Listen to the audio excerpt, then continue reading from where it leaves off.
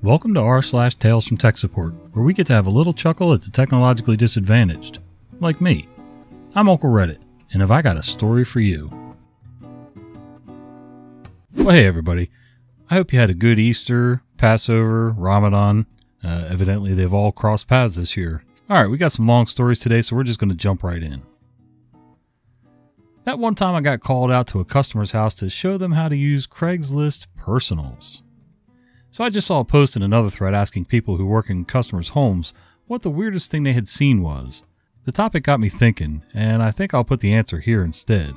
I'm currently a senior IT security engineer, but that's not how it started. About 10 years ago, I was working as a repair tech and would frequently go out to customers' homes and businesses. Normally pretty standard stuff. One day I get thrown on the schedule for a call to a customer's house for a service we sold to train people how to use a computer.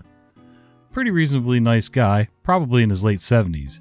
He invited me into the house. His wife is sitting on the chair, watching TV, pretty zoned out. We get to the PC. It's custom, which I thought was off for someone asking for training. But then I sit down and he tells me in an almost rapid succession, I'm trying to figure out how to use the Craigslist to meet girls. Now, I texted my boss, told him what the dude asked me, and he just said, as long as he doesn't get creepy, show him the page, bookmark it, show him how to get to it, collect our $200, and get the F out. Honestly, it was exactly as awkward as one would think trying to explain how to hook up with hot local singles in your area using a web page most used just to sell stuff. This was also during a time when, from what I could see, they were all fake posts anyway. Nonetheless, I showed the guy how to get to the bookmark, got the cash, and got out. But man, did it make me crack the hell up to see that question, and be the first thing that came to mind. Sometimes you just have to share it with Tales from Tech Support. Well, and we're glad you did. That is a little weird. With the wife sitting in the house, no less. Or maybe it was his twin sister. Who knows? I don't want to know. Service call for tax day. User unable to install TurboTax and in panic. Got my knives sharpened. So it's one day till taxes are due and I get called to go to help this lady install TurboTax. It won't install, she says. Okay, I try to talk her through it, but she's like, "Gah, just come over and do it. I need to file an extension now." She wasn't mean, but just freaking out due to the fear of the IRS. Okay. So her issue was that her DVD drive, yeah, she had an actual install CD, didn't autoplay the install.exe and she didn't know how to navigate to the disk and click the install. So I install it and she's super happy. It literally took me 10 minutes or something. She wants to pay me, but her husband has a knife sharpening business. I had him sharpen my 2 pocket knives I had with me, and man, they are sharp AF. Like scary sharp. He does all the chef knives in the area for the restaurants, etc. So, good trade, I think. Good luck, lady. I told her I'd never use that software, but she should Bing any questions she has about it and not bug me on a weekend. Now I'm having a beer and weed eating some brush, so no more calls. Cheers! Edit. Set her DVD drive to autoplay as well as showing her how to get to the drive through Explorer. I say this at least once a week. The barter system is alive and well in America. I am absolutely not opposed to the occasional barter. Now, most of the time, cash works best because, the electric company doesn't really like to barter for eggs and soap and whatever. But between us artisans, if I'm saving money on one thing and you're saving money on my service and we can kind of come to an agreement, it works. How about you guys? Have you guys ever bartered for anything in your line of work? Whether it was your business or somebody else's? Let me know down below. Kevin in a server room, Part 1. Some backstory. I'm an IT professional and took a job at a small manufacturer in the Midwest with a very small IT staff, about 6 people, to service a manufacturing firm of 300 with over 150 computers under our control, and everything was managed in-house. Relevant to this story is an application to monitor our network and servers.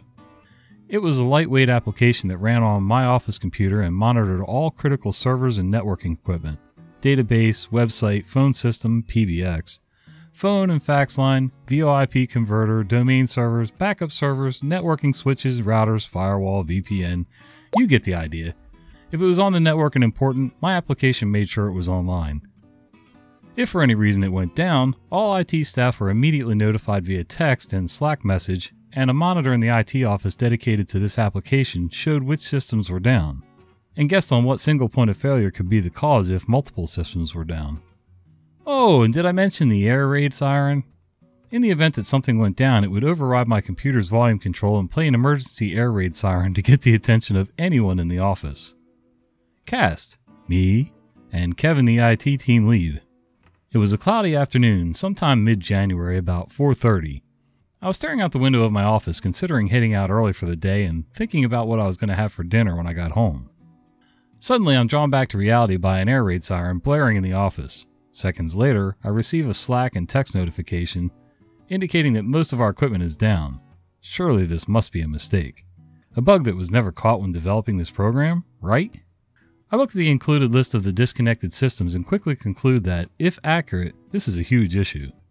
I open a terminal and attempt to ping some of the down equipment with the few IP addresses that I can remember in the moment. Sure enough, none of them are responding. I look over to the application and silence the alarm, and see that it is unable to determine which device could be causing this failure. From experience, I know that this means that there are multiple devices down. I quickly glance at the list of devices and conclude that they are all across into our second building. I breathe a slight sigh of relief, thinking there is a chance that one of our fiber optic transceivers had just died, or a wire has been cut. I rush across the parking lot, past numerous people trying to interrupt and tell me that they can't seem to access the database, or that their call's cut out or internet is down and so on, ignoring them all since I already know that the issue lies ahead into the server room. I enter, bracing for what lies ahead. As I enter the room, the first thing I notice is that it is eerily quiet. For anyone unfamiliar with servers and networking equipment, they're loud. Numerous fans spinning as if trying to take off like a helicopter, but not today, not now. Something is seriously wrong, I think to myself as I round the corner. Next thing I see is Kevin, standing in front of me. I briefly think to myself, wow, he got here fast, before ever noticing the Wile E. Coyote after running off a cliff-like look on his face and the vacuum cleaner in his hand. Oh crap. No, surely he isn't that dumb, right?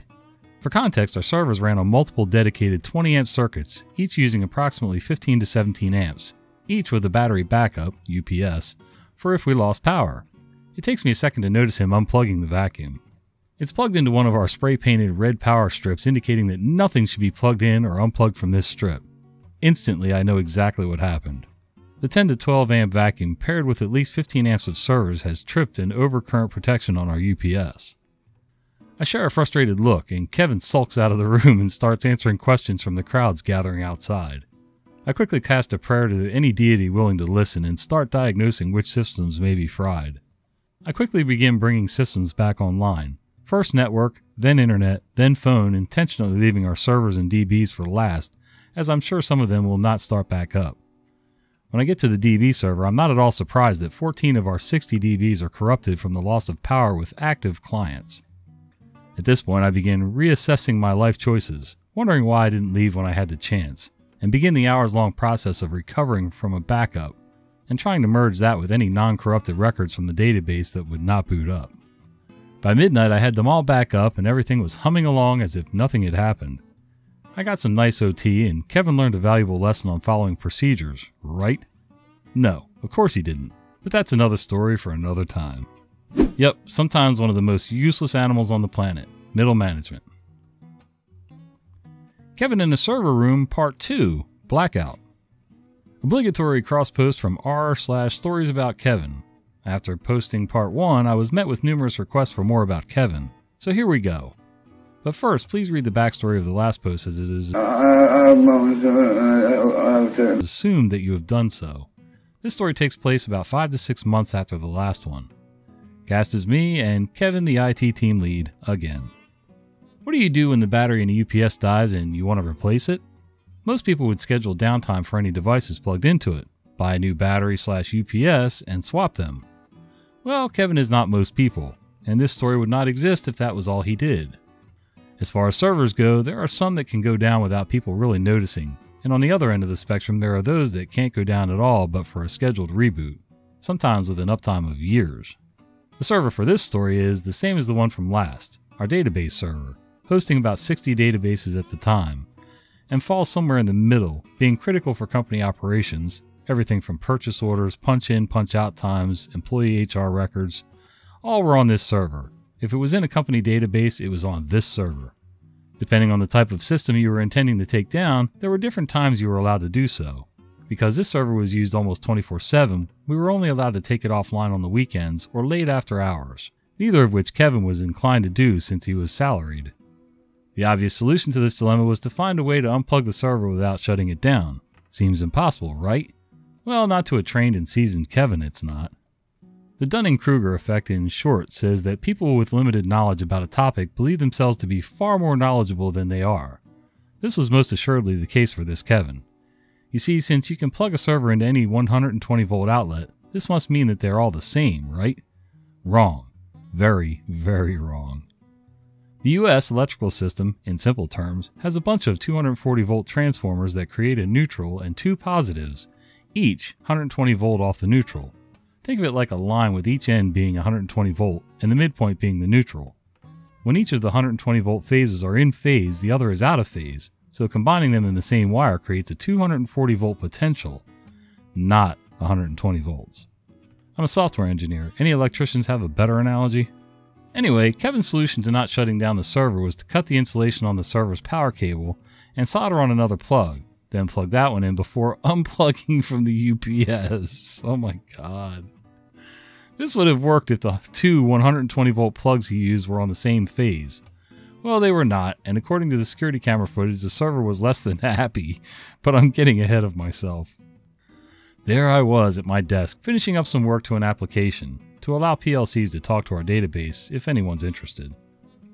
When, same as last time, flashing computer screens, text messages, Slack messages, and of course the air raid siren all beckoned my attention, informing me of the long and stressful evening ahead. I am pleased to see that the application is informing that only one system is down, but brace myself as this is our database server. I try to open a connection to the database, and sure enough, my connection is timing out. Over to the server room I go, yet again.